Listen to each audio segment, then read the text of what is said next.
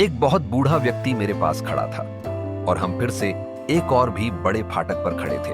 पहला फाटक हाथी द्वार था और मैं अपने पिता के साथ खड़ा था और अंदर नहीं जाना चाहता था। और आखिरी फाटक भी एक हाथी द्वार ही था और मैं अपने पुराने प्रोफेसर के साथ खड़ा था और दोबारा अंदर नहीं जाना चाहता था। एक बार पर्याप्त था, दो बार बहुत अधिक हो जाता। पहले फाटक पर शुरू हुआ तर्क दूसरे फाटक तक जारी रहा।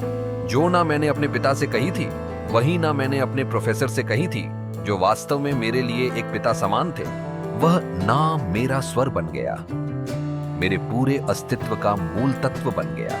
मैंने अपने पिता से कहा, नहीं, मैं इस फाटक में प्रवेश नहीं करना चाहता। ये कोई स्कूल नहीं है, ये एक जेल है। वही फाटक और इमारत का रंग। यह अजीब बात है, विशेष रूप से भारत में जेलों और स्कूलों को एक ही रंग से रंगा जाता है और दोनों लाल ईंटों से बने होते हैं।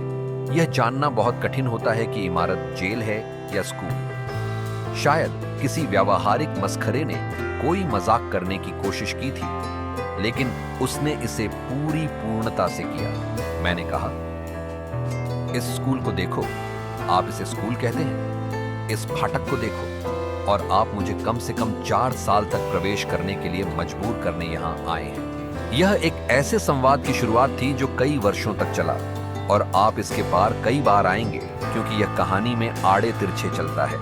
मेरे पिता ने कहा, मुझे हमेशा डर था और हम फाटक के बाहर ही खड़े थे, क्योंकि मैंने अभी तक उन्हें मुझे अंदर ले जाने की अनुमति नहीं दी थी। वे आगे बोले, मुझे हमेशा डर था कि तुम्हारे दादाजी और विशेष रूप से यह महिला, तुम्हारी दादी, तुम्हें बिगाड़ देंगे।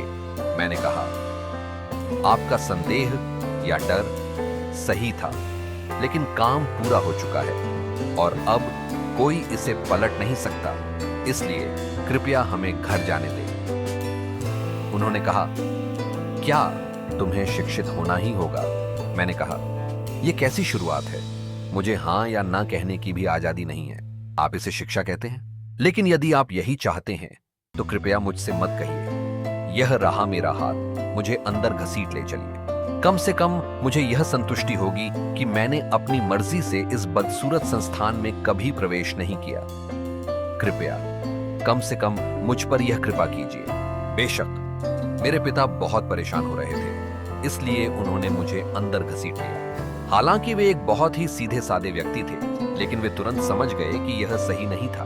उन्होंने मुझसे कहा, यद्यपि मैं तुम्हारा पिता हूं, फिर भी मुझे तुम्हें अंदर घसीटना सही नहीं लग रहा है। मैंने कहा, अपराध बोध महसूस मत कीजिए। आपने जो किया है वह बिल्कुल सही है, क्योंकि जब तक कोई मुझे घसीटेगा नहीं, मैं अपने निर्णय से अंदर जाने वाला नहीं हूं। मेरा निर्णय ना है।